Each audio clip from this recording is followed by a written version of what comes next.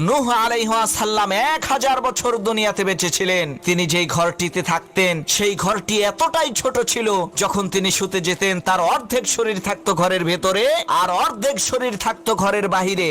যখন মালাকুল মাউত ফেরেশতা হযরত নূহ আলাইহিস সালামের রূহ কবজ করতে আসলেন, তখন তিনি জিজ্ঞেস করলেন, হে আল্লাহর নবী নূহ, আপনি আপনার সারাটা জীবন এই জীর্ণ শীর্ণ ভাঙাচোরা ঝুপড়ি ঘরেই কাটিয়ে দিলেন।